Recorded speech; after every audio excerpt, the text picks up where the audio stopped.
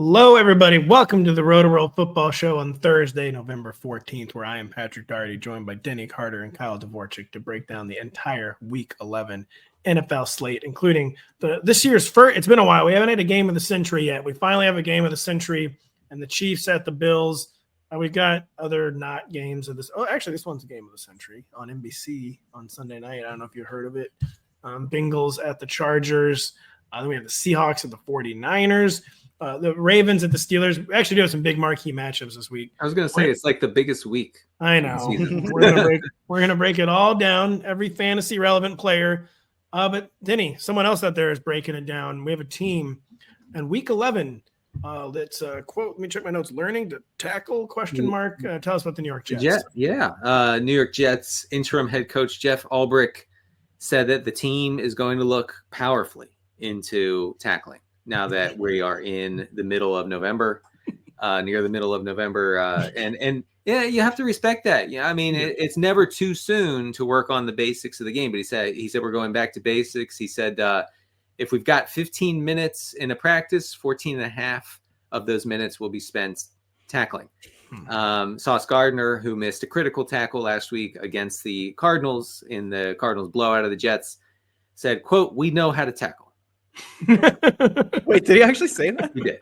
Did he say it to a reporter? Did he? He said we know, and then he said that, but we need to go ahead and do that sometimes. You could see like his instinct was like, I hate this. Yeah, I'm miserable. Yeah. And then he had to kick into like media mode. Yep.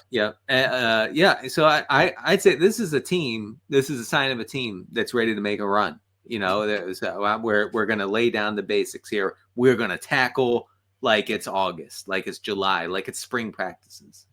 That's, I believe, quote, "when the vibes are good," is what we're getting out of the Jets. Where they're talking about tackling, we have a player saying, "We do know how to tackle." Yeah, and actually, when Aaron Rodgers was asked this week if he wanted to play in 2025, he said, "Yeah, probably." What a guy. You know, yeah. Who cares? I mean, whatever. Yeah, sure. Yeah, whatever. Yeah. Yes, I guess. Throw a football. I mean, what the hell you think I'm going to do? Obviously, it says here. I don't know if I'm reading the transcript right. He responded to that. Anyone got a light? I don't know. Like, he's just lighting up cigarettes in the middle of the press conference. Yeah, I haven't seen a football player smoking, and it's been a long time. I feel like we should bring that back, honestly. Like, not for everyone. I don't think we need like wide receivers running deep routes on these weak lungs, but like Rodgers, honestly, like Rodgers could light up a smoke. No, MVS would never drop another deep ball if he was puffing a cig, burning down the left sideline. Hey, he's got it, just holding it in his mouth. There's little embers flying everywhere. No. It's got to be on the sideline, obviously. There's no reason that kickers shouldn't be smoking constantly. Oh, duh. That's an easy one. Like, that's an easy policy change we can make in the NFL that will positively impact everyone's lives. I mean, these guys, Nick Folk over there. Nick Folk hasn't exercised in 8 to 10 years. This guy should be over there just puffing away, just killing a whole pack, Younghoe Koo lining up the kick. Kickers always do the thing where they pull their jersey down kind of before they get in line. He's just, he's got the cig between his lips. He's not holding it. He's pulling the jersey. Takes 2 really big puffs. Then he comes back like doesn't look like he's going to hold the cigarette. And he just easily hit a 58-yard field goal while taking a drag. Yeah. Gotta be honest, I haven't seen that before, Tony. Koo is a good pick for you here since he's missed 5 of his last 7 field goals. He needs it badly. Yeah. A lot of guys could benefit from it, but he needs it.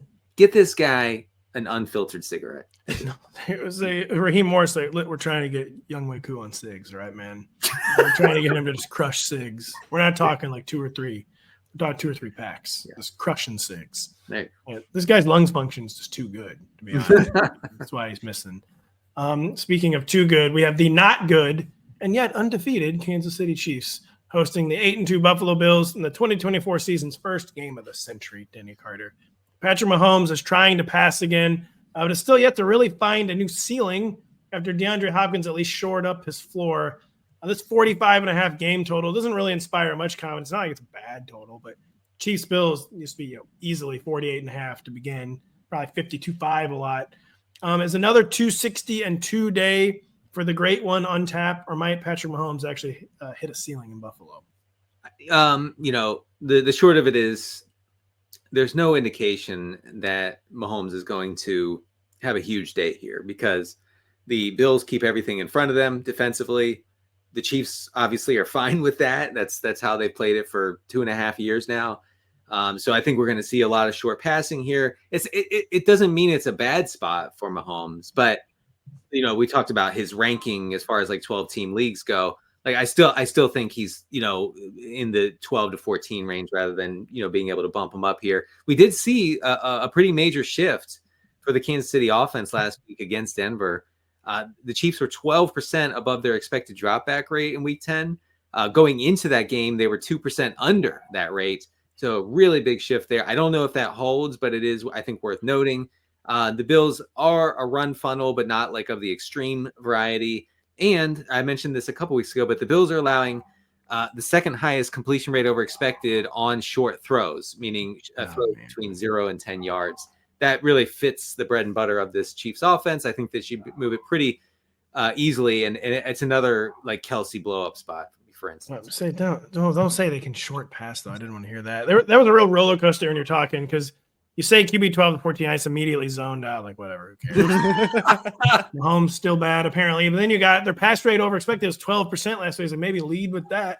Get me stay engaged. You want the host tuning out, depressed. Immediately. I forgot. I think what Pat's saying is we need to lie to him to make him feel engaged with this show. Well, we can start just like slowly integrating highlights from 2022, Pat Mahomes. Otherwise, Pat's just zoned out. Yeah, he's always coping about Mahomes, so I guess we need to help him with that. The short passing thing, that's annoying. But yeah, I think getting aside, the ceiling is coming. I don't think it is this week because, like Denny said, they are a run funnel. They're all too interested in that. Oh, short passing. You don't pass them twice. It's a lot of too highs. Sure, I guess we'll quote easily win another game. Yeah. I mean the Chiefs will win. That's so. Kyle, the Bills, they're just wrecked by pass catcher injuries right now. We actually don't know the final tally heading into Week 11. Seems like Amari Cooper will probably play. Seems like Keon Coleman probably won't play. They've already ruled out Coleman, I think. Okay, yeah. It seems like Dalton Kincaid. You told me that, I think, on the Monday show. Yeah, it seems like Dalton Kincaid probably will not play. Agreed. Will the ground just be the path of least resistance against the Chiefs? What are the Bills going to do on offense? I mean, the Chiefs are probably a better pass defense in like their ranking within, or a better run defense within their ranking of the league than they are versus the pass. But this game having a low total, the Chiefs wanting to play that defense ground and pound style, and the Bills being without a number of key pass catchers tells me that even if you probably should, especially if you have Josh Allen, but really in general, you should pass against the Chiefs. They faced a slightly negative pass rate over expected. They're still good against the pass, and this total is low. Yeah, we're probably going to see a lot of James Cook. We're probably going to see, if they're passing, a lot of checkdowns in general. I don't think this sets up to be the game of the century, unfortunately, because this has been such a fun matchup. You know what? I'll say it will be in the playoffs. We will get to a point in the playoffs where this is fun, but these teams don't care, especially the Chiefs. But frankly, the Bills are like already like, oh, who cares? Wild card round will easily destroy someone. Like, who are they going to easily destroy in the AFC? I mean, Texans could just crawl into the playoffs and the Bills could just wreck them, man. Producer Adam says the Chargers. I feel like they would not destroy the Chargers, unfortunately, for the Bills. Are the Colts in the running? That would be a very funny "we will easily destroy you" game. Kyle, that is like the nightmare scenario for this game because this is. Oh no, Adam's got it. Broncos. God, they would wreck the Broncos. Utterly annihilate the Broncos. That is happening. That's a winner. But this would normally be like something to prove game for the Bills. Like, we can beat the Chiefs in the regular season again. Sure, we won't even compete when it actually counts in the playoffs. So we will beat them in the regular season again. But they're so banged up. I think even they are kind of just viewing this as like almost like a hold serve game. Like, if we win, that's great.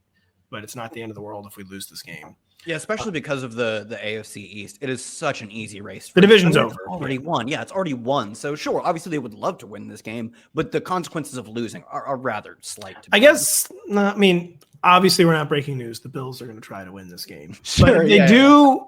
Yeah. I just realized the stakes are a little higher than maybe we're giving credit. If they win, they just need one more Chiefs loss, and the Bills will then maybe be the number 1 seed. Yeah, they ain't getting it, though. They ain't getting it. Probably not. I mean, the Chiefs are the worst 8-0 team ever. First off, they're 9-0. 9-0. Two-time defending Super Bowl champions, 9-0. Haven't really come particularly close to losing a game until last week. Oh, ridiculous! Ridiculous. They have the lowest point differential in history for a 9-0 team. Listen, the Chiefs' goal to get to the playoffs. So we're going to win by, we're going to be efficient, win by as few points as possible. No, I mean, now, Pat, what would that tell you about Patrick Mahomes' fantasy production? Because you're spot on that they are just like coasting, whatever wins. Now, what would logically, if they're not trying to score points and they don't really care about winning these games, do you think you should be starting Patrick Mahomes? Unfortunately, yes, because look at the rankings around him. We're going to start Tua, who's never going to. You think Pat Mahomes is a low A dot? Let me introduce you to, or maybe Sam Darnold, who threw his last touchdown of his career in Week 7. We have that. Jordan Love playing on one leg. Jared Goff. Let's look up Jared Goff's box score from last week, huh? Yeah, Jared Goff's going to throw 8 passes. Shall we? Those are 8 passes and 4 touchdowns. Mark it here. Matthew Stafford against the Patriots or Patrick Mahomes against the Bills? Stafford. Mahomes. You answered that way too quickly, Kyle. Like, seriously, for real, you actually. Mahomes like the QB like 19 or 20 this year. He has one 20-point game. He's useless, man. You got to give You're this describing up. Matthew Stafford. Yeah, Stafford's what you're doing. Yeah. The problem is they're all bad now, dude. They're literally all Mahomes bad. is literally the worst of them. No, he's not actually. Denny, Khalil Shakir season, if Amari Cooper is back, or Shakir season over if Amari Cooper's back. Shakir season running on fumes a little bit already. I don't know. I'm somewhat confident that he's going to, keep his role here. I also think that the Bills are going to just abandon the run here and go pass heavy. The Chiefs' run defense is just stout, like Kyle said. Shakir, he was running until 3 weeks ago. He was running about 65% from the slot. Now he's running over 80% from the slot. That's a little bit of a shift. He's being targeted on 29% of his routes over his past 3 games. That is crazy. That's a crazy good rate. Lots of short receptions for him. Kansas City is allowing the 6th highest completion rate on short passes. So we are talking about a scam. I think that Shakir can get that scam going against KC. Is it fair to say Shakir has established that there's a floor, but there is no ceiling to this Shakir thing? Yeah, I mean, in PPR, maybe, but I mean, like, I wouldn't be like really stoked to start him in like half PPR, let's say. The Green Bay Packers visit the in crisis Chicago Bears. I wrote as modest 5-point road favorites. It's up to 6.5 now. Yeah. So the bookmakers apparently remembering the true nature of these two teams, Kyle. I let Denny attempt to proclaim Caleb Williams' career over on Tuesday. But back here on planet Earth, do you have any hope that things might actually improve under new OC? His name here I'm seeing is not Shane Waldron. The only thing that matters is it's not Shane Waldron. Don't care who it actually is. Will things get any better under the new offensive coordinator? If they are, I will probably not be giving much credit to. I believe isn't it Thomas Brown? He was like the interim play caller for the 2023 Panthers after Frank Reich gave him the role and then makes literally zero difference. Makes no difference at all who it is. Yeah, I won't be giving him credit if he does it because one, Caleb's most recent stretch of football, the past 3 games, truly dreadful. He is basically last in every metric. Him and Joe Flacco just hanging out at the bottom. I was told Mahomes was the worst quarterback in the NFL. He's close. He's up there. No. But I will say the 3 weeks before that, heading into this downslide, were 3 of the best weeks of play of any quarterback, and it just completely fell off the map. The switch just flipped, and he was the worst, which tells me one thing. It seems like a pretty poorly run offense if you can have such high highs and such low lows, and I don't think the offense can be run that much better no matter who ends up calling plays, being the interim offensive coordinator or whatever. But it also tells me, like, sometimes you're just running bad. I do think the vibes are also rancid. But if you put together 3 weeks of football in which you are second in EPA per play, second in CPOE, you're one of PFF's highest graded passers and highest graded offensive players, everything is going right, you probably still have that ability within your grasp, even if you have not shown it in the past 3 weeks. So I do think we'll look back at this 3-week stretch and say it was probably the worst 3-week stretch of his rookie season. I still don't think that's enough to grasp at for fantasy purposes for week 11. I mean, we always overblame coaches and coordinators when things are going wrong, but you just watch this Bears offense and the design could not be more poor. And what I think they had one counter punch. They did make some adjustments, I guess, after the poor first 3 or 4 games of the season, but then the league adjusts back as it always does. And Shane Waldron was just totally out of answers this time. I do have a hard time. I don't think there's any way it could get worse, obviously. And I do think we're going to just get some regression to the mediocre mean and maybe some just normal quarterback foibles, like ups and downs, instead of whatever this has been, because not good, Denny. I think they're going to emphasize the short passing game here to get the ball out. And like, why were they not doing this? Is what I've never understood. The streak, the good Caleb streak that Kyle just referenced, that's what they were doing. They were getting the ball out quickly. His air yards per attempt plummeted. But I do just want to highlight something just for the folks who were like, "Oh, cut it! Oh, what can Caleb do? He can't do anything in this offense." Caleb Williams, 3.03 average time to throw. So just over 3 seconds. That's the 7th highest in the NFL. You're saying NFL history. No, the 7th highest in the league. Jalen Hurts leads with 3.16 seconds. So it's like right near the very tippy top as far as average time. Well, Hurts is good. Higher is better in that stat. He's and he's taking a sack on 30% of his pressures. The young man needs to change the way he plays. Well, that I do think even like your stats saying that he's got enough time to throw. There have been so many times where he has not. I really do think overthinking has taken hold. Well, yeah, I don't think it's necessarily the design is so bad. Guys are not getting open either, Kyle. Yeah, it's not that he has the time to throw. It's that he's creating the time to throw, right? Like the guys you see up top at that list are typically scramblers, the guys who can avoid pressure and prolong the play. But the fact that he's prolonging the play and still has one of the highest pressure to sack rates is really a big, it really helps you understand the issue. Okay, he's doing all the crazy stuff. He's running around. He's avoiding the pressure. Oh, until he doesn't. He still ends up, after creating all this time, still takes the sack. At what point do you say this is a throwaway or this is a contested window throw to end up burning all that time and still taking the sack? I do think that part falls on him, as Denny points out. It does. Part of it's poor decision-making, but part of it's also just a rancid environment and him trying to do anything and doing like the classic losing strategy of just playing crazy hero ball.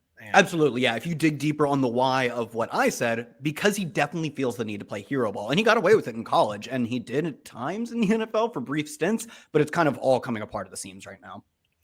Denny's just dead wrong, though. Sure, it's always a good sign when your college red flags, immediately show up in the pros. I know. It'll be fine. Denny, the Packers' offensive approach has been all over the map due to Jordan Love's, what are at this point constant injury issues. What are we expecting coming off bye in Chicago? It appears the bookmakers are expecting good things as they are upping the spread here. Yeah, I think we're going to see a run first game here. The Packers data is hard to. Whatever. Move on. Who cares? Run. Yeah. All right. Great. I thought you were going to say pass. No. Sorry. No one throws against the Bears. The Bears give up the highest rate of rush yards before contact. Okay. Really? They get pushed around up front and teams establish it against them. So Josh Jacobs, I wrote him up in the regression files. He would seem to be due for some touchdowns eventually. What better week than this week? I think they're going to run it early and often here. That'll leave very little volume for it and it's already spread around between the 15 different Green Bay pass catchers. So I don't really know what to tell people about. Like Jaden Reed is due for negative regression. You're just hoping that Romeo Doubs comes down with a touchdown.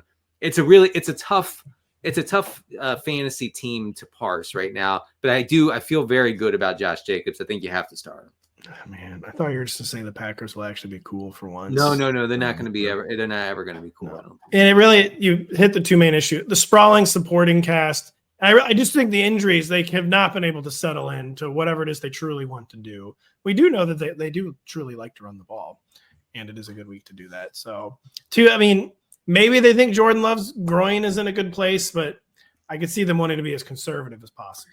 Yeah. It is interesting the spread's up to 6.5. I should say that yards before contact stat that I mentioned, that's since week 5. The Bears lead the league in that. So they're giving up, and that's closely correlated with, positive rushing, with success rate, with a high success rate on the ground.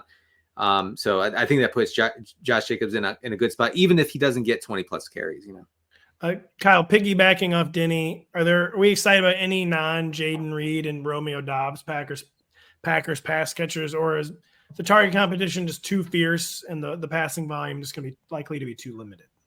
You can throw Tucker Kraft in there. He honestly isn't seeing a ton of passing work or receiving work from his end. It's like 15% of the targets, less than 10% of the air yards, but he is a yak monster. I believe, Pat, who was the Packers beat reporter you said called him like a mini George Kittle? Not a beep. It was our friend Peter Bukowski. Okay. He's not a beep. He's more of a Packers poster. Yeah, I had just written before that week that like he was kind of a massive regression candidate. He's scoring all these touchdowns and getting all these yards on a like fringe backup tight end role. Like he's a committee tight end level of targets. But then when you said that, it kind of clicked like, oh, like this guy can just get away with it because he's really good. He's really efficient. He is the best yak producer on a per catch basis among all tight ends. So yeah, there are definitely going to be weeks where you get three targets. Even if he catches all three of them, it's just not enough. There are also going to be weeks where those 3 targets turn into 70 yards and a touchdown because he's not quite George Kittle level efficient. There really aren't many players to do that, but he's mini Kittle level efficient. He's kittling. He is dabbling in kittling. He's dabbling in kittling, and that's good enough for me to still say like, yeah, you could probably still start him. Danny, are there any Bears who aren't DJ Moore in the passing game that we're interested in starting? I mean, are we even interested in starting DJ Moore? I guess should be the actual question. Yeah, I think you probably do need to start him. I will say I was looking at the ESPN open scores for the Bears receivers. Keenan Allen, one of the lowest open scores for a receiver, and then you scroll a little bit down and you find Rome Odunze below him. So I don't catastrophically bad pick, even if he ends up being a good player. No, I'm serious. The process was so absurdly bad on that. It like makes my brain hurt. Wait, why was it? It's just the ultimate. Like instead of like giving the quarterback cool toys, maybe just protect him. Especially a guy like Caleb, who's known to be like crazy legs. Caleb, maybe just protect him and take an offensive lineman. Like, that was just such a bad process. I like after all the resources they invested in DJ Moore and then trading for Keenan Allen too, or maybe just re-sign Darnell Mooney in draft. Oh yeah, I mean Darnell Mooney's better than all these guys. So. Draft lineman. I mean, I know it is the process that was first guessed by a lot of people. That will be a haunting moment. Yeah, I will say if you know the theory that Caleb's going to drop back and get the ball out quickly this week against Green Bay, if that comes true, you would figure that would benefit Keenan Allen and DJ Moore. Please, for the love of God. Fresh off their life flashing before their eyes in Houston, the Lions return home to demolish the pathetic Jaguars. Trevor Lawrence sounds like he's missing another game with. They've already ruled him out too, I think. A non-throwing shoulder injury. Listen, I mean, if it's a bad injury, it's your second most important shoulder, Pat. You can't play him. Yeah. Well, non-throwing shoulder. That's Tom Brady. Would injure is not. Tom Brady definitely missed time if he injured the shoulder that he doesn't use to throw. Anyways, does this mean we are poised to bench every Jaguar, save for Evan Ingram and perhaps even Brian Thomas Jr.? I have some sicko stats on Ingram, if I can share them. First of all, sicko stats when it comes to Evan Ingram, buddy. Go ahead. The Lions Lions are one of the more extreme pass funnels in the league, for whatever that's worth. Ingram had 30% of the air yards, 38% of the targets last week with Mac Jones under center. He was targeted on 35% of his routes, which is really strong. There's no difference between Mac Jones and Trevor Lawrence on the last episode of this podcast. Well, it seems there is. It seems that there is. Well, all Trevor does is throw to Evan Ingram too. Yeah. So I actually am a little bit like sickly fascinated about like can Evan Ingram get to like a dozen targets here? I think it's possible. Easily, absolutely. Yeah. Denny, can we start Brian Thomas Jr. or is this just too apocalyptic? I mean, if you want to read some names of other receivers around him, Tim Patrick. No, B Tom Jr. or Khalil Shakir. I think Shakir, yeah. Well, there's no point in doing this then. We broke him instantly. To add to the BTJ doomerism, Mac Jones attempted a deep throw on 4.5% of his throws last week, easily intercepted. His only deep throw, instantly intercepted. That's the one thing Trevor did really well was Brian Thomas is down there somewhere, and that's how we make our money. Real quick, so the Vikings pass defense, elite. You just pointed out the Lions, it's a really good defense, but they are part of the reason they're a pass funnel is because they're always winning. So they're not even necessarily because they're a bad pass defense. Teams have to pass. Well, once the defense knows exactly what Mac Jones is going to do. I actually wrote that in my rankings that it's just going to be probably a lot of sacks and turnover. But yeah, they are.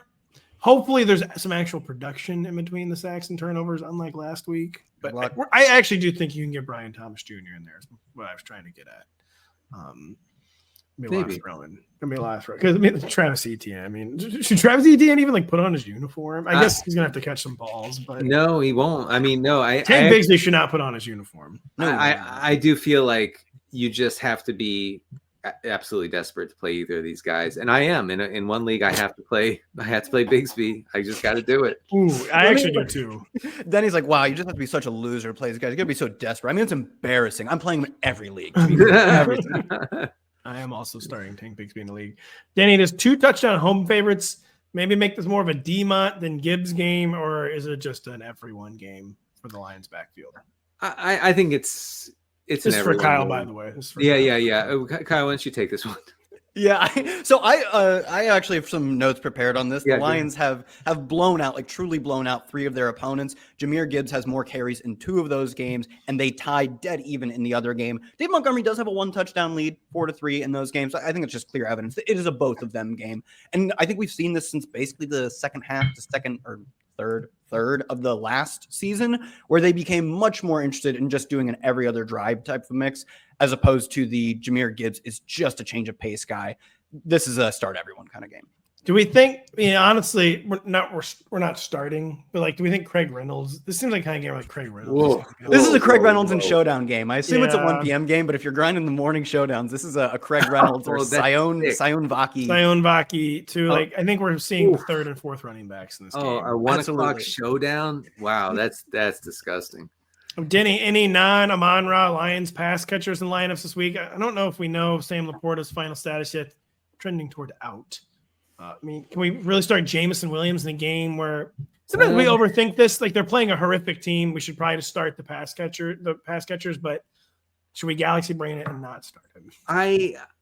I'm starting Jameson Williams. Look, like I said, Jared Goff could legitimately throw 15 to 18 throws here, and that's it. Okay.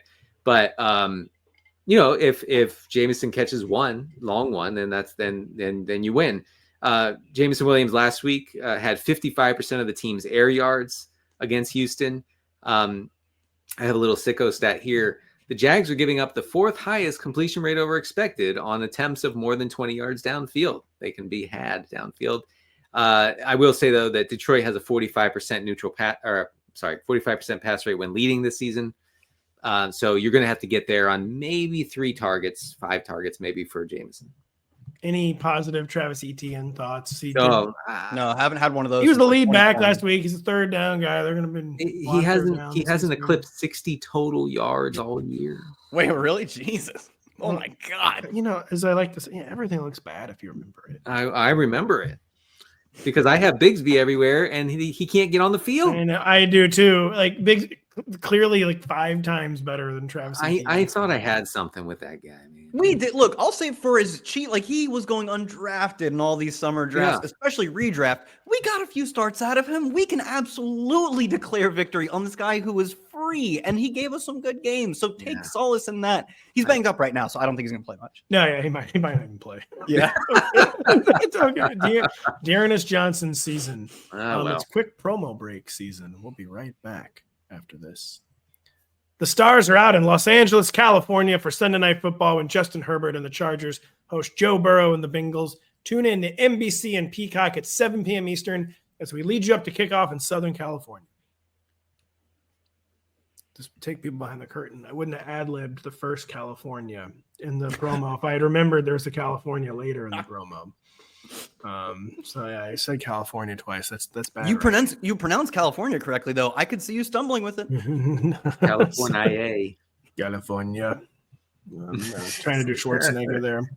But 2 teams maybe going in opposite directions. The Chargers and Bengals meet up in LA, with the both serving as roughly 1.5 point home favorites. Kyle, Denny and I joked on Tuesday that it seems like the Bengals have yet to punt this season, and yet they never win. But what kind of matchup is this for Joe Burrow with Tee Higgins seemingly finally poised to return against what's been a pretty solid Chargers defense? I mean, they're more than pretty solid. They're second right now in EPA per play allowed. And, Joe Burrow's been great. He has really taken advantage of some incredibly easy matchups against defenses that rank bottom half in EPA per play. He's averaging 286 yards, 2 2/3 touchdowns, and 25 fantasy points. That falls to 224 yards and 17 fantasy points against above average defenses in EPA per play. Still usable numbers, but he goes from being MVP plus caliber quarterback play when he plays a bad defense, because they've typically been shootouts too. 2 of them have been the Ravens. And then he goes to being just good. Run of the mill, still very good for fantasy against harder defensive matchups. And this is one of the hardest defensive matchups. So I think we're going to come back to earth from the Ravens game. The game total is reasonable. It's 47.5. Like, all right. The bookies, as they're known, or at least dabbling and thinking this might be a shootout. But yeah, dude, man, why is T? Like, we're glad you're back, but like, why? Like, why are we going to target you so much? When T sits one time and Jamar Chase rewrites the record books. Maybe the Bengals coaching staff remember that. Danny, we got a Week 10 lull in the Chargers' increased passing game usage. Do we expect it to ramp back up against this really bad Bengals defense? Actually, not that bad. Is Quentin Johnston maybe hurting Ladd McConkey? Yeah. All right. So I think it does set up for the Chargers to be somewhat pass heavy, maybe very pass heavy here. Cincinnati's allowing the 6th highest dropback EPA. 3 of their past 4 opponents have been over their expected pass rate. So teams, as the Bengals ramp up offensively, teams are chasing them and having to pass quite a bit. Just to remind folks, the thing that Pat was referencing there, from week 6 to 9, so coming off their bye week, the Chargers had a 60% dropback rate, which is 3% over expected. That was very different than the early season. And then they went ultra giga mega run heavy against the Titans last Colossal. week. And, so whatever. I'm not shocked. I mean, it does make sense as far as the game flow, the opponent and everything. Ladd McConkey, he's still, since Quentin Johnston returned to the lineup 2 weeks ago, McConkey's still leading the team in air yards and target share, but those leads have been cut significantly. Okay. And unless they really do go first pass heavy here, then he's not seeing the requisite percentages of targets and air yards to really, be a wide receiver 2 option, say, in fantasy. I'd say more like a 4 or a 3, honestly, for Ladd McConkey. And then Quentin Johnston is their big play threat. Rest of career dynasty rankings: Quentin Johnston versus Rome Odunze. Rome Odunze is good. I don't know what you're talking about. No, he has been good. It's just not what they needed at all. Like, someone else needed to get Rome Odunze, and the Bears needed a blocker. Yeah, you heard it here first. Kyle, is Gus Edwards jovering J.K. Dobbins or not? I mean, J.K.'s snap share fell to 66% last week, which was his lowest since Gus Edwards' last game to completion, but still 66%. Still at 18 carries. Just how does Gus Edwards returning change the dynamic in this backfield?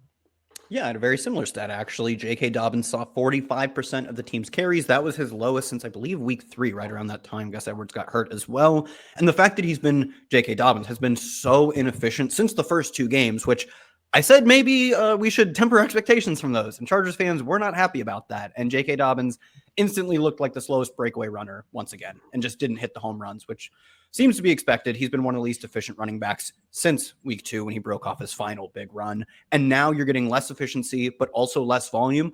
I still think you're treating him as an RB3, but we were talking about him as like a top 15 back at one point, and we're just nowhere near that. He still has an RB2 workload, probably, but the production I have as the RB23 this week still, J.K. Dobbins. It's kind of a tough scene because it's Audric Estime where we're a little excited. We don't quite know what to expect. Brian Robinson Jr., short week. Easily. I don't know. I don't know if the Commanders really be able to get the run established, and his health seems something's not right. Buddy, we are getting a classic 9 carries, 2 touchdowns, and a questionable to return. You might be right. Najee is probably not going to play. Etienne, Dowdle, Warren. So it wasn't as easy as I was hoping to drop J.K. Dobbins in the rankings, is what I will say. Denny, check in on Chase Brown. touch totals, enormous. Production totals, less so. Khalil Herbert now has had over a week to get up to speed on the Bengals offense. Any hopes, fears, concerns, aspirations with Chase Brown? A week after having 30-plus touches, Chase Brown last week had 22 touches against the Ravens, including 9 catches on 11 targets. He had an outrageous route rate of 75%, meaning he ran around 75% of Joe Burrow's dropbacks against the Ravens. Will that hold? I think so. I mean, I don't see them being like, all right, Khalil Herbert, like you're gonna cut in to this big workload now. Like I could see him maintaining that role in the passing offense. I still think he's a really solid fantasy option in this matchup. I agree. It's a little too early for Chase Brown's a little on notice, but that's all it is. He's on notice. He needs to turn the workload into some actual production soon, but he could do that in this matchup. The Denver Broncos are somewhat surprising home favorites against the Falcons, Denny Carter. Then again, the Falcons had a horrifying Week 10 loss against the Saints. Kirk Cousins, he just acknowledged, it's been too long without a rug pull. That's on me. I did the rug pull finally. Yeah. That's leadership. You were expecting the rug pull 2 or 3 weeks ago. I made you wait too long. For that. You have to respect. I did the rug pull. Now, how much of a trouble spot is Denver? Is Denver's thin air and its pass defense for this Falcons passing attack? Teams have been leaning toward the pass against the Broncos, including the aforementioned Chiefs last week. Way. I was told the Chiefs don't pass. Well, they did last week. Finally, didn't mean much, but they did. Nothing, of course. Mahomes not good, but congrats on the attempts. Tyreek Merchant, obviously, and So I think we could see that here, but I just will caution.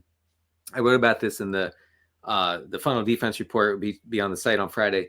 The Falcons really clearly want to be a run first team. They've been over their expected pass rate twice this year, and even last week against the Saints, who are a huge pass funnel, they were very run heavy. So I wouldn't be surprised if they try not to be pass heavy, but they might just have to be here. And that would be nice. That'd be nice for those of us who have, I don't know, Drake London on our redraft teams that are desperately trying to make the playoffs. So the Broncos, they had elite defensive marks to begin the year, but they faced a really soft slate of passers into the past 2 weeks. Lamar and Patrick Mahomes have kind of exposed some of the fissures in this Broncos defense. Well, I don't know, Kirk. It's hard to say. Is this a good matchup for Kirk, or is Kirk the good matchup for them? Though, I guess we will find out. But Kyle, what's the latest on Bo Nix? Is this a positive streaming spot? Is he even a streamer anymore? Is he getting close every week? Top 12? No, he's out there. Latest on Bo Nix. Yeah, he's available as if he's a streamer. When I wrote the waiver wire column, he was somewhere in the 30% rostered rate on Yahoo, which means he's available in well over a majority of leagues. I don't think he should be. I believe he's the QB 9 on the year, QB 13 in points per game. That checks out. He's played every game, and he's a borderline QB 1. This is a good spot for him, though. This is a Falcons defense that's performed poorly in EPA against the pass. They've allowed a decent amount of fantasy points, the 7th most to opposing quarterbacks. And the opposing offense in terms of the Falcons offense is at least competent. I think if this game has a potential to shoot out, the Falcons will at least hold their end of the bargain or at least put up a reasonable amount of points. So yeah, I think it's pretty reasonable to rank him. If you want to quibble with QB 10 versus 13, it's fine, but essentially a QB 1. The only problem with Knicks is that the rug pull potential still feels high, but just hasn't been, though. He hasn't really done that many rug pulls. So no, he feels like he should be, but he's not. He feels like a stable option here. And I know he only had 3 rushes last week. I think it's a little bit of a blip. I think that we're going to see him regularly be, in the 7 to 10 rush range, especially if teams really start trying to make him beat them with his arm and start treating him like he doesn't want to be treated like a running quarterback. No, nobody does. Obviously, then it's over if he is. Denny's Ardrick estimate season for real this time. 14-1 advantage over Javonte Williams last week. Sean Payton said expected to continue basically. Yeah. He had, estimate last week, 14 of 17 running back carries for the Broncos against the Chiefs. Javonte remains the main route running back. I'm not going to say pass catching because he doesn't even do that.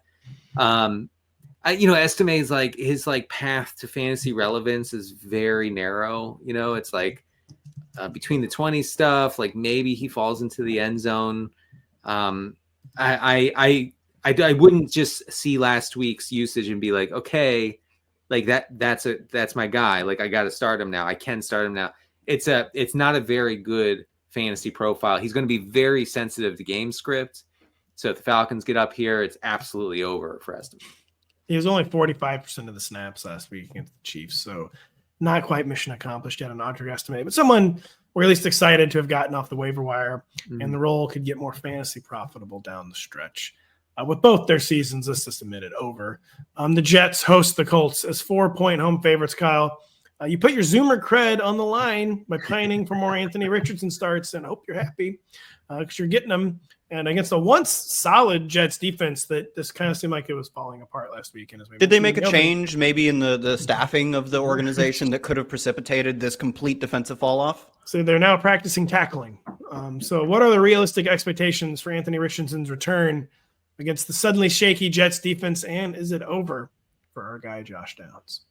Yeah, as the person who was pretty adamant last week that it was dumb to bench Anthony Richardson for Joe Flacco, we're screwed. Didn't want to see this. I was much more excited to just like sit in the peanut gallery and throw stuff at Joe Flacco. Now I have to look at myself in the mirror and get an Anthony Richardson start. I am scared. I'm scared out of my mind. This is not going to go well.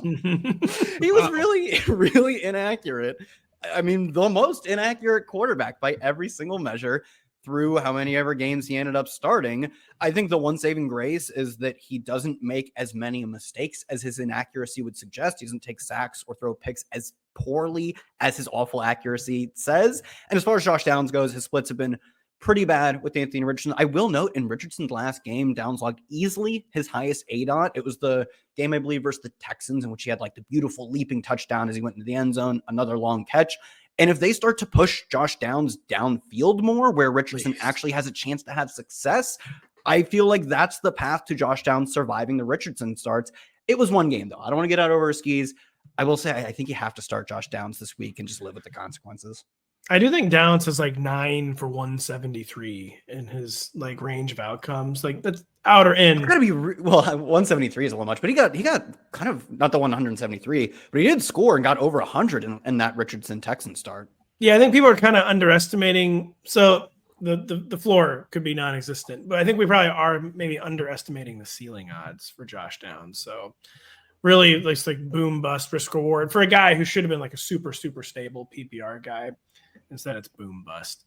Denny, can we keep squeezing juice out of Garrett Wilson and Devontae Adams, or is this just an operation that's kind of in terminal decline in the Jets offense? It's not good, but the opportunity is still crazy for both of these guys.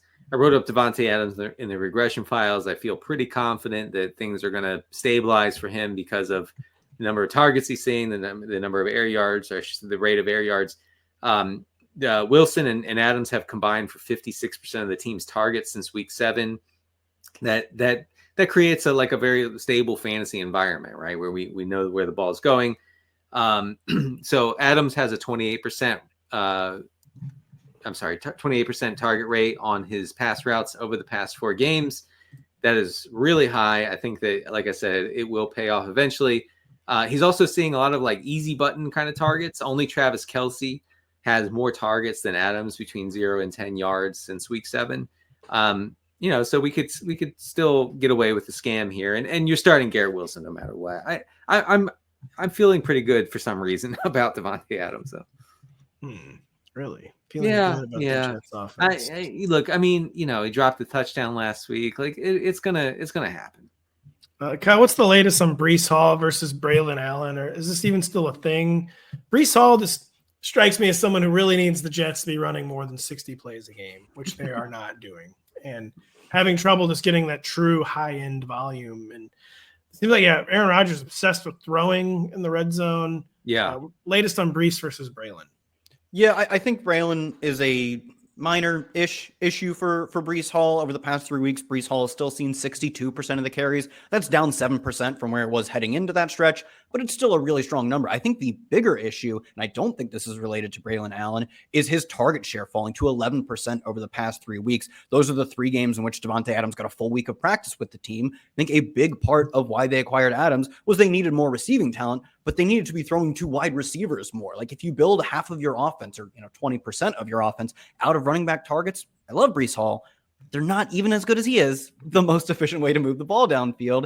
And I think getting Adams is a big reason why he's not being targeted as much. And for that reason, I think he's kind of clearly outside of that top tier of running backs, the CMC, Bijan, and Saquon types. He's maybe even falling outside the top 12, to be honest. I have him as the RB11, but he's kind of clustered up in like the Taylor, Josh Jacobs, Kenneth Walker, Chase Brown range. I feel like I owe an apology to the Jets fans who tried to tell me in the summer that Aaron Rodgers would destroy Breece Hall's fantasy prospects, and they were right.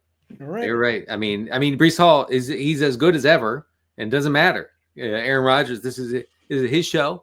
He wants the touchdowns, and he's he's just running an offense where Breece Hall cannot succeed.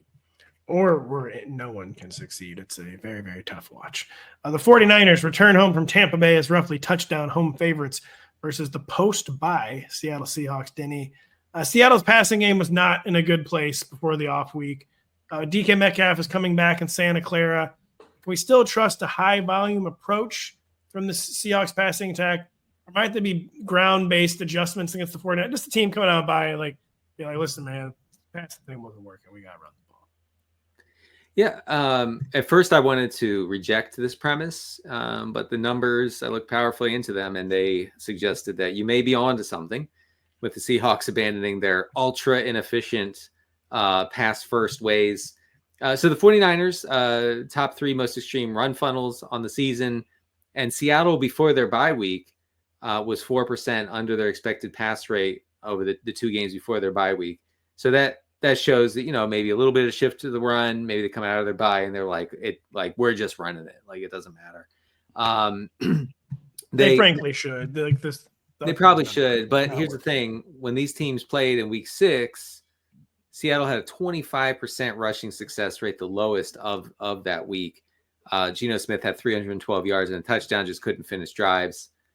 This was a Thursday nighter, if you guys remember. But just for fantasy, just absolutely torturous for Geno heads. Was it ever? I remember it quite vividly. Just absolutely. Yeah, I just couldn't even watch the screen. And yeah, so I think they're going to try to go run heavy. Ken Walker, obviously, you're playing them. This whole thing about like JSN, we're getting reports. It's JSN season. Like the whole team's going to be based around JSN. That's not happening. I will say the JSN thing. So it was DK season all summer, Denny. You and I have him on every team. The JSN, when you put that on film, people don't unsee that. I do think the nature of the relationship between DK Metcalf and JSN and their targets could change. I am a little worried about it going forward. Pat, you saying this is a I am the captain now situation for JSN? It's just more like I can also drive the boat. Like I've been certified. I have years. It's very amicable. Yeah. It's like, hey, buddy, exactly. You've been driving the boat for a while. DK can drive it a lot, but yeah, can I have a turn? I do. I just think that the crazy inflated pass volume that we've seen that's boosted JSN, honestly. I just feel like that once that goes away, I'm not sure what you have left. So, Kyle, what are your 2 cents on the JSN DK Metcalf dynamic? DK, I said if he plays, he's basically announced that he's playing. So how do we expect things to shake out between these 2 guys? Yeah, I don't feel good about it. They gave us an entire season or half of a season, to be fair, of using JSN as a low efficiency, medium volume possession guy. And 2 weeks ago, because they're coming off their bye, it was awesome. There's no doubt about it. It was an awesome game. 40% of the targets, 2/3 of the team's air yards. And if you look at his route tree in terms of the way Next Gen will actually show you the routes he's running, it's like when art people look at a painting that's just a bunch of lines on paper and you're like, this is not art. I could make this. But I'm looking at the JSN route tree thing. I'm like, this is art. You can't just no one can just do this. This takes a special touch. And people don't get it, but I get it. but they didn't give us that for the entire year. And this is a matchup that's really hard to win on those kinds of routes. The 49ers have allowed the fourth fewest explosive passing plays. They're top 10 in pressure rate. They actually do a decent, they give up a decent amount of yak production. So even as a team, the way you target them if you're going to pass is not on those deep routes for Metcalf or JSN. So I don't know. They have not instilled enough faith in me to say that we'll see anything close to that version of JSN. He's on probation for me for 1 week. It's just the fact that it's on film now. I think it will be awesome. He deserves an interesting dynamic going forward. Then it was the state of the 49ers for Christian McCaffrey and Juwan Jennings both back. George Kittle, as is his wont, has another hamstring issue. State of the 49ers. Yeah, we're hoping that Kittle can figure out something with We are hoping we're not totally screwed if Kittle sits. Yeah, maybe he can go to that special lab that Christian Watson went to. They really helped Christian Watson, who I believe is still in the NFL. Yes. Yeah. So 19 touches for CMC last week. Really bad on the ground, really good as a pass catcher against the Bucs. So, you know what you're getting there. I do think this offense just clicks more. It's just like functions the way it's supposed to function when CMC is in there, just purely from a pass catching standpoint out of the backfield. So I think it's good for Purdy going forward. Juwan Jennings, I've been like a doubter, like a denier for a long time now, but I guess I just have to shut up about it because Jennings led in air yards and target share last week against Tampa. The Niners actually really opened it up against the Bucs. They had a 70% drop back rate against Tampa, which is 9% over expected.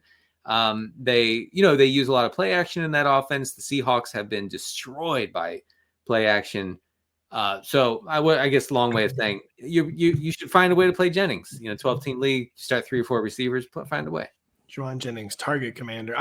I've got him in the top 20, to be honest. Really? Wow, that's aggressive. It's just kind of like why fight City Hall anymore? I know. Every time he plays, he's like an alpha. I was fighting hard. Like no. Denny, I was there too. I was like, we know what this guy is. He's the third receiver blocker. I was totally with Denny, and we were outside City Hall picketing. You cannot get away with this. Ricky Pearsall, more touches. Pearsall played a good game last week, but I think that's right. Just the more they use him, the more they realize he can be a team's true number 2 receiver. Yeah, he's unstoppable. He really is totally unstoppable. And one of the more concerning lines of the week, the Vikings are only 5.5-point favorites. I think it's gone up since I wrote this real quick. Vikings, I spelled Vikings wrong. They're 6-point favorites. Yeah, that's still kind of concerning. Kyle, the Sam Darnold regression continues to get worse before it gets better. This is a bad matchup on paper, actually. This is the same Titans defense that the Chargers decided to go run heavy against. Is the Darnold QB1 experiment just over? Or are we going to get, is this part of the ebb and flow of adjusting back? How are we feeling about Sam Darnold after back-to-back really poor performances? Yeah, like you said, I think there's room for him to turn around. I do not really see it happening this week. It's a really strong Tennessee pass defense, and teams typically run against them, not only because they're good against the pass, but because they can't score points. So it's relatively easy to just call it a day after getting 2 or 3 touchdowns on the board. And Denny alluded to this on the Tuesday show. A lot of the Sam Darnold metrics over the past month, I looked since week 5. I believe that was the Jets game. He played an awful game against the Jets. A lot of his accuracy metrics have been really strong. He's top 5 in completion percent over expected. During that stretch, he's improved his catchable throw rate. We're getting to the plot twist. I promise. He has improved his catchable throw rate. PFF tracks accuracy plus throws. He has improved that rate tremendously. And he's taking more sacks. He's taking more sacks per pressure. He's throwing more interceptions. He's throwing more turnover-worthy plays. I think this is who we thought he could be throughout the summer, or Pat, you and I, where he has the physical tools. And he's actually shown, even in his bad stretch, the physical tools to make all throws. But between the ears, it doesn't always all click, and it has really not clicked over the past few weeks. So I still think maybe not in this matchup, but in other ones, there's a Jameis Winston level of floor where he can hit any throw, and they will let him make those throws. Sometimes you'll get really bad interceptions and too many sacks, but that's survivable from a fantasy perspective outside of this league. Maybe that really is just what it is. The disconnect is maybe makes total sense because he has the arm talent, but just not the decision making. Mm-hmm. That actually would make sense. But it's just not a good matchup for Sam Darnold. But Denny, what 6 points, man? Oh man, it's only 6-point favorites against the Titans. This is like don't even finish the season. It's kind of in my opinion there. But Denny, what is the state of the Titans following Will Levis's Week 10 return? Yeah, I mean they operate. There's no difference between Levis and Mason Rudolph as far as like how this offense operates. So, and Will Levis did his one job for fantasy purposes, which was to target Calvin Ridley relentlessly. 2 touchdowns for Ridley last week. I think Ridley remains like this just target and air yards hog in this Tennessee offense. Obviously, the Vikings defense is going to put Levis just in a total blender here the entire game in ways that you like the children shouldn't even watch. We're adding 4 to 5 photos of the iconic Will Levis photo album this week. Yes. Not just one. We got 1 per week for a while. We're getting 4. He'll be like trying to throw a pass while on his head or something. Like it'll be crazy. But yeah, so you're not starting Levis anywhere, but he does what he needs to do with Ridley. That's all we really care about. Kyle, Denny and I kind of joked about it, but is TJ Hawkinson maybe bad for Sam Darnold? Like almost like his Evan Ingram, where it's just too easy to throw the 5-yard TJ Hawkinson pass instead of the 15-yard Justin Jefferson pass. No, I don't think that's true in this case. I do think that's true with Evan Ingram and the way Trevor Lawrence uses Evan Ingram. I don't think it's true here. I think it's more the really backbreaking mistakes, the sacks, the interceptions, some really bad interceptions last week. You've got so many to choose from in terms of interceptions, some bad, some phenomenal interceptions, but they run the gamut. I don't think this is we are giving up on the deep passing, on the explosive plays. I think it's purely an issue of Sam Darnold making mistakes. And one of those mistakes is not throwing to TJ Hawkinson. Not one of those mistakes. TJ Hawkinson, too. This guy converts third downs. He actually does. TJ Hawkinson is a good player. Not that Evan Ingram's not. But no, go ahead, say it. Denny, Tony Pollard, the workload, they said they wanted to get him off his feet a little bit. Then they followed through on it last week with Tajay Spears returning. 1 game blip. Are we concerned about this? Especially a game. I feel like they're going to need to run the ball a lot against the Vikings. They don't have any hope of winning. Yeah. What is our concern level with the Tony Pollard workload dip last Sunday? Well, I mean, he had some sort of calf or ankle or foot injury, something along those lines last week. So it's hard. Body parts. Yeah, I mean, it was something lower body. That's what I can say about what Tony Pollard was dealing with. So he had 9 rushes last week against the Chargers. Tajay Spears had 7. I think 5 of those came while Pollard was dealing with whatever he was dealing with. But Spears was good, 6.7 yards per carry last week. He had 2 rushes of over 10 yards on his 7 carries. So I think that's probably a problem for Pollard, who was just getting away totally with massive volume while Spears was sidelined. Pollard becomes kind of a gross fantasy option, whereas before you could feel somewhat good about playing him because he 20 touches was in the range of outcomes. That is no longer the case. I think it's still in the range of outcomes. 20? Yeah, I do. He hit it like a bunch of weeks in a row. I mean, Tajay was hurt for most of that, but that's what I mean. But with Spears back, he did it a few times with him in the lineup. But I mean, he's their best player right now. No, he's hurt though. We'll see what happens. Tony Pollard, I have him in the very fringes of the RB2 ranking. Yeah, really bad spot. Spears cut into the pass catching stuff. I don't know. I wish, trust me, I wish very, very much that Pollard was viable. I don't know if he is. We'll be right back after this. Oregon's march to the college football playoff continues on Saturday evening as the Ducks face an upset-minded Wisconsin team at Camp Randall Stadium. Coverage of the Big Ten Showdown begins at 7 p.m. Eastern, only on NBC and Peacock. And that's the only place you'll find our editor, Tim Shovers, and our colleague, Aditya Foldiori, taken in Camp Randall, and what will sure to be a blowout Badgers loss. Just have to hate on the entire Big Ten. That's a good Oregon team. Losing to them narrowly on the road is functionally a win, is what I say. Kyle, of course, referencing the fate of his Buckeyes earlier this season. They're hoping for a rematch later on. The Miami Dolphins come off a desperately needed win against the Rams as touchdown home favorites against the Vikings, Denny. We talked about the Dolphins on Tuesday, so I'll ask you about the Raiders. What, if any, adjustments do we expect coming out of the bye week with new offensive coordinator Scott Turner, he of the Norvell coaching tree and family tree? I think we're going to see a lot of Brock Bowers involvement, a lot of targets for Brock Bowers, who was kind of weirdly ignored in the 2 games before their bye week. Look, the Turners have a mixed history, but you got to believe that they know what they're doing, which you could not say for Luke Getsy. No. As the head of this offense. So I would say that you should feel better about Brock Bowers going forward. And, look, Minshew has locked on to Bowers during certain matchups. And I think we're going to see more of that. Weirdly, the Raiders profile as a somewhat fantasy-friendly offense in this regard. We know the ball is going 2 places. It's going to Bowers and it's going to Jacoby Myers, and that is the list. It could be worse as far as making decisions on who to play here. Yeah, Trey Tucker was always a figment of Right. imagination. I honestly like Antonio Pierce, man. You got me. You got me good.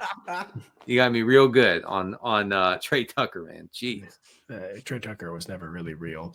Kyle, might this finally be a spot for the Dolphins offense to go off, or is it just more of the same? Short passing, station to station running, avoiding mistakes, avoiding putting Tua in positions to take big hits. What are you expecting from the Dolphins offense? 7-point home favorites. This strikes me as exactly as you described. Running the ball, station to station, take the layups to primarily Achane and Jonnu Smith. One of the biggest changes in the offense since Tua returned a few weeks ago is the wide receivers have accounted for 43% of the team's targets as a whole. Last year, that was 68%. They were over 2/3 of the targets, and now they're well under half of the targets. Tyreek Hill's target share is down to 20%. It was 33% last year. They just don't have much interest in throwing to the wide receivers relative to the talent of the wide receivers. And they're just checking it down to Achane, designing stuff for Achane, checking it down to Jonnu Smith. And in this game, it looks like that has a real chance of working and getting away with an easy win. So maybe in a higher scoring back and forth affair down the road, we'll see a resurgence from both wide receivers. I don't really think that's in the cards this week. Denny, also in the cards, not Raheem Mostert touches. He's been soft benched since losing a fumble in week 9. Did catch 2 passes in week 10. Mike McDaniel this week insisted he has not been benched, but Jalen Wright was running ahead of him. We can't really start Raheem Mostert this week. No, you can't. I mean, 0 carries. He wasn't involved in the running game. Like you said, he caught 2 of 3 targets last week. Achane had a strong role, has had a very strong role, and I think that you're a little frustrated if you have him, but he ran a route on 20 of 35 dropbacks last week. You could do a lot worse. Can I give you guys a stat on how bad this Dolphins offense is? I just from a design standpoint. Okay. Dolphins wide receivers to combined have seen 50% of the team's targets. That's the 3rd lowest rate in the NFL. Okay. The Saints and I think the Panthers are lower. So Tyreek Hill, Jalen Waddle, not really part of the offense this year. And I think they have, reaped what they have sown here. The reaping is not fun. No. It is not. Reaping and sowing, never mind. Sowing can be a good time. It can be. The Steelers and Ravens face off for the first time this season with the defenseless Birds still deemed field goal favorites in Steel Town. Kyle, I shouldn't have written this one. The Ravens have become an all-hands-on-deck matchup for opposing quarterbacks and receivers. Do we trust the Steelers offensive enough to actually stream Russell Wilson against the Ravens? All I can picture now is a poor little raven, a defenseless bird on one of the big yellow bridges in downtown Pittsburgh. Accidentally getting melted by some iron ore. I know. They're like, get animal control out here. The poor little defenseless bird. But ironically, though, the Ravens are anything but it, albeit literally don't have much of a defense. And that's pretty good for Russell Wilson, who has been really good since taking over as the starter. He's played 3 games in the past 4 weeks. They had their bye. And despite having a bye in the past month, he's top 5 in total completions, total yards, and total touchdowns on specifically deep throws. His metrics beyond deep throws, not nearly as enticing, but at this point in his career, that is a perfectly acceptable outcome for what he is and for the talent on the team. You can only throw deep passes. Cool. George Pickens loves that. It's his favorite thing. So I think in this spot where the Ravens give up more explosive passing plays than any other team in the NFL, both on a total and rate base, that's a pretty good spot for us to keep it going. Yeah, you make the important point that even in a really good matchup like this, it is kind of a high wire act for Russell Wilson that could come crashing down, but it's more likely to be a boom than a bust. It will come crashing down at some point. You're absolutely right. Well, they'll find a game where they don't hit the home runs, and when they don't hit the home runs, their batting average is bad, so they won't end up having much of an offense at all. This doesn't look like that game, though. It does not. Denny, on the other side of the ball, what is the likely Ravens offensive approach in Pittsburgh? I was actually trying to like really drill down on exactly how the Ravens might approach this. I think they're more likely to try to establish it against the Steelers, even though they have been somewhat pass heavy relative to what they usually are as the Ravens offense.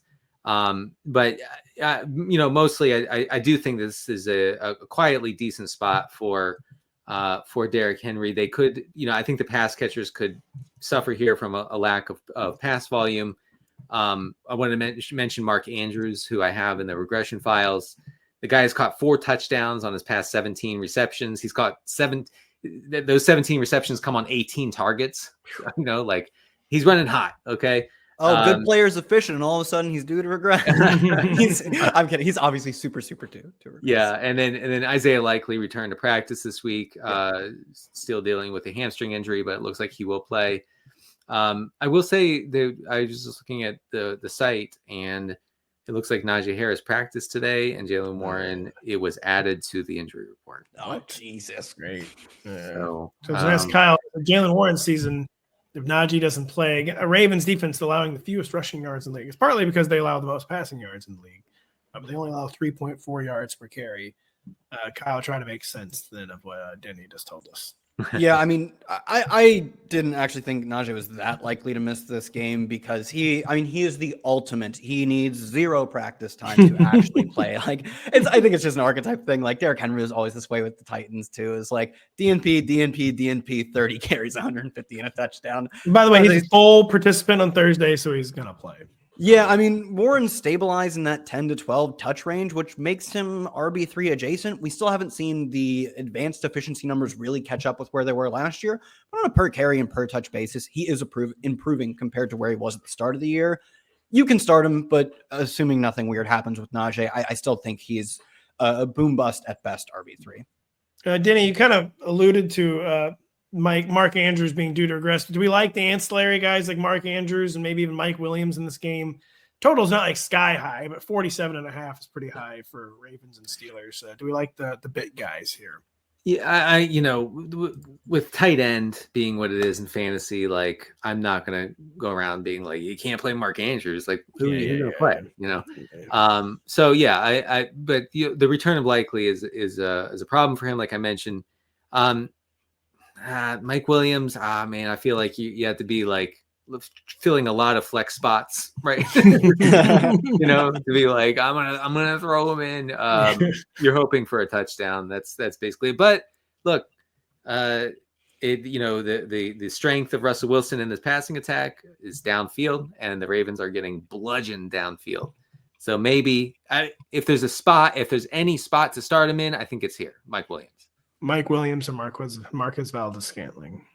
I think it's MVS. It's Williams. Well, is it? It's very, very tough to say. We'll talk about MVS in just a second. Yeah. Okay.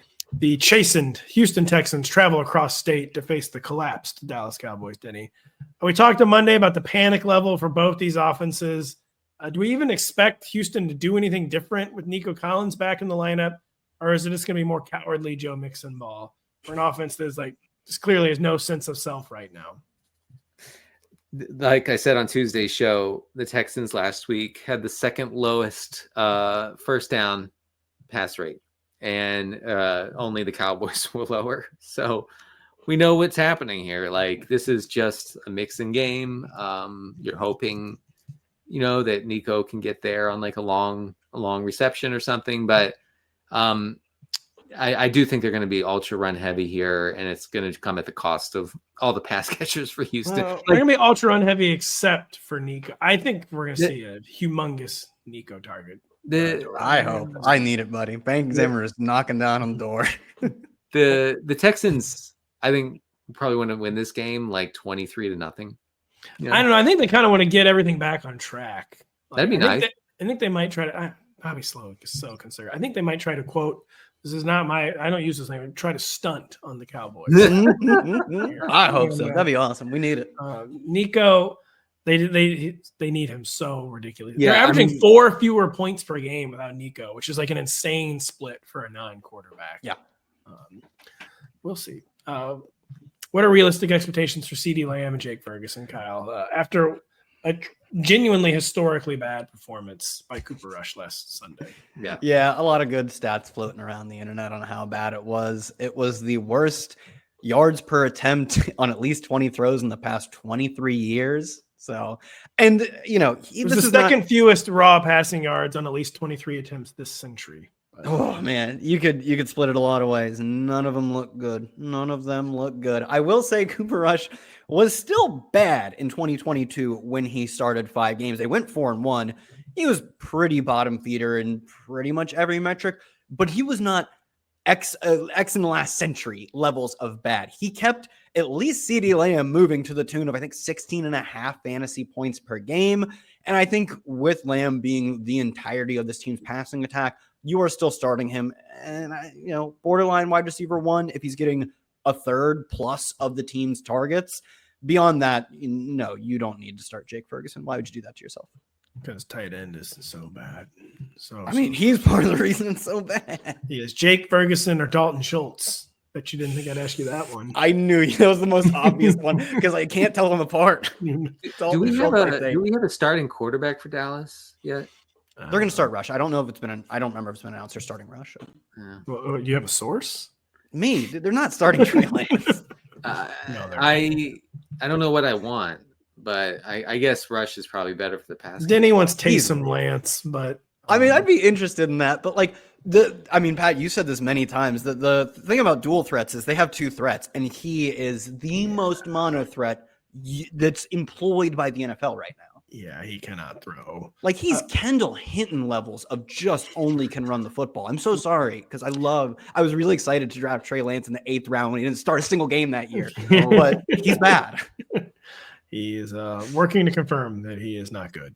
Is it totally over for Rico Dowdle? Who Mike McCarthy finally said on Thursday, I don't know who this Dowdle guy is. We gotta get him the ball. Like, he was all in on Rico Dowdle on Thursday. I know. I do feel like McCarthy's like just realizing that Dowdle is their best running back.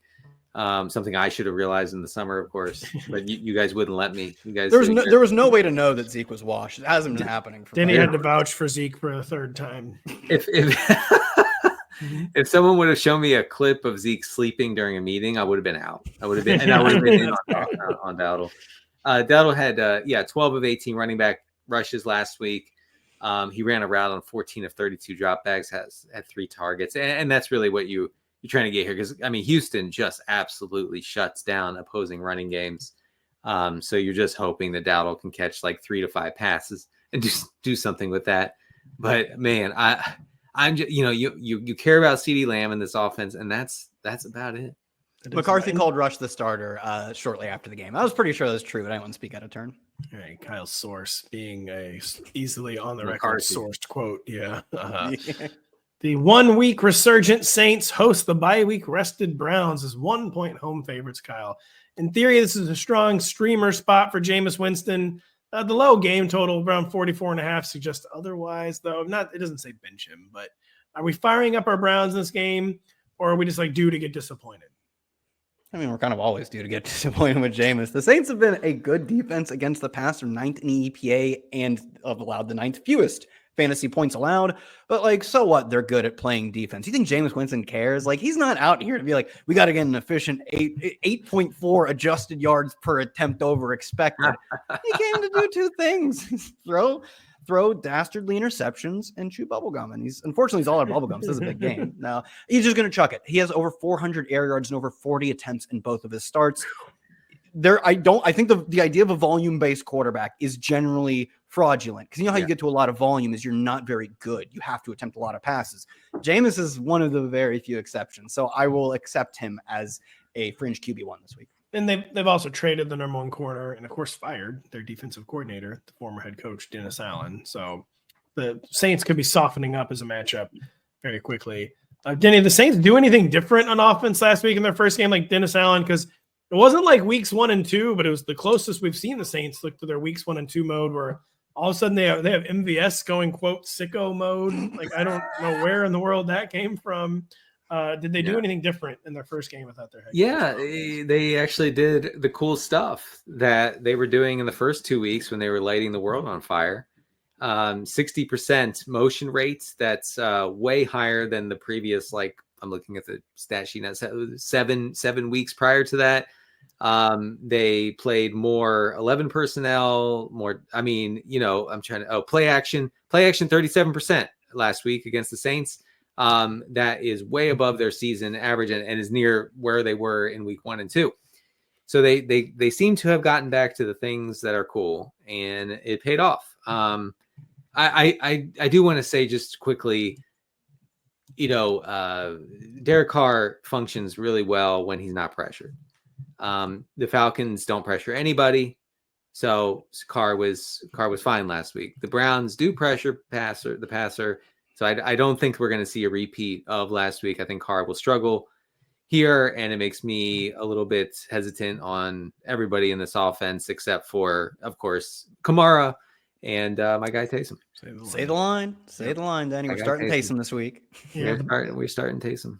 The bookie's not that confident in MVS sicko mode, but the game total has fallen from 44.5 to 43.5. So they don't have faith in I did want to mention Elijah Moore, 21 targets in his past 2 games. Jameis, man. Yeah, 71% drop back rate since Jameis took over. So we're getting just crazy sick volume for even for the guy Judy and Elijah Moore. There were 0 startable Browns. Now there's 4. No, I know. No, it's true. I know. It's the ultimate benches Deshaun Watson once. Sorry, he was hurt. You know what I mean? Deshaun Watson out of the lineup one time. Then all of a sudden, fantasy points. Yeah, all of a sudden we're going Elijah Moore or CeeDee Lamb. I know. Seriously, not even a joke. It's Cedric Tillman or CeeDee Lamb this week. I was about to say, I think I literally got that question. I did a AMA on Reddit, and I got that one. I think I still went CeeDee, but I don't know. CeeDee, I have like 1 or 2 spots. You're coward. You're coward. Sorry. It's like legitimately close. Listen, I'm a sad head, but yeah, come on. You gotta. You're a truther from way back. Yes, that's actually true. You were drafting him last year, and I was like, what? Yeah, it didn't work out. I was drafting him last year. It's actually not a joke. Not a joke, folks. The shaky Rams visit the spunky Patriots. Is surprisingly heavy, I would say, 5-point road favorites, Denny. Are we streaming Drake May, or is the threat just 2 mono without any passing game weapons whatsoever? No, I think he's a reasonable streaming option. I mean, this Ram, I'm not going to bore you guys with the metrics, but the Rams secondary is just absolute garbage. And I'm curious, Tyreek Hill, they hold Tyreek Hill 16 yards. Well, yeah, that is kind of crazy, isn't it? I don't. Yeah, the Miami passing game, I've tried to figure it out and I cannot. But yeah, I mean, I think in negative game script here, we could see Drake May rushing, a handful of times, maybe more. Hopefully he doesn't lead with his head like he was doing last week. And yeah, so I think he's a reasonable play. I think super flex, you feel pretty damn good about starting him, actually. You feel reasonable about that? I don't know, man. About being 5-point favorites, the Rams going from LA to Boston. Yeah, they're not even going to be awake. I know. Are you kidding me? Highly dubious. I will say you can't figure out the Dolphins passing game. I just realized is they told Mike McDaniel he couldn't adjust. They're like, oh, you know what? We'll see about that. Yeah. You can't adjust. Right. And he adjusts into unwatchable garbage. I know. They adjust into not giving the ball to the best receiver in the NFL. You have quite something. Kyle, anything on Puka versus Cup? I mean, it doesn't even matter. I mean, we're playing both of them. They're both very good. They are both very good at football. I will say, it has been kind of a blowout in the admittedly only 2 complete games they've played together. Puka Nacua, a 29% target share and 39% of the air yard share in those games. Cooper Kupp, reasonable, but 22% for both. He's seeing fewer targets backed by fewer air yards. And these are much less of the Marvin Harrison variety of air yards where you are just praying the receiver does all the work, whereas they actually do scheme the receivers open deep downfield, unlike some other teams. So totally starting both, but I think there's a pretty clear gap at this point. Any final thoughts on this game, this slate, this life? No. I will say that the Saints-Browns game is intriguing to me as far as like fantasy goes and DFS. The Saints-Browns is a classic, could go sideways, like two supposedly good defenses on teams that have kind of like already packed it up on the season. Yeah, I have in a dome. Hey, listen, no one even mentioned Jameis revenge game. No, I'm sorry. Yeah, Jameis that's on me. Taking bitter revenge on the franchise that saved his career and turned it around. Yeah, it was so weird because every time he got a start, they didn't let him throw. No, they beat the Jameis out of Jameis. They did, but he's all the way back as a He is. Yeah, Jameis like memory wiped, men in blacked his 5 years in New Orleans. He's thrown into triple coverage 6-8 times a game. He's 30 interception mode. Yes, because what we want. That's all. What a season! What a great season! The 30 for 30 season from Jameis. They don't make it what they used to. No, they don't. He's special. He's special, man. It was Denny and Kyle are special. So much good analysis on the website. Denny's regression files. It was funnel report coming on Friday. Kyle's stardom situm. Kyle's 32 facts. My continually updated rankings. Denny's Q&A at noon Eastern on Friday. So there's lots of good stuff, as always, over at rotoworld.com. Thank you so much for listening. For Denny, for Kyle, I'm Pat. We'll be back very soon.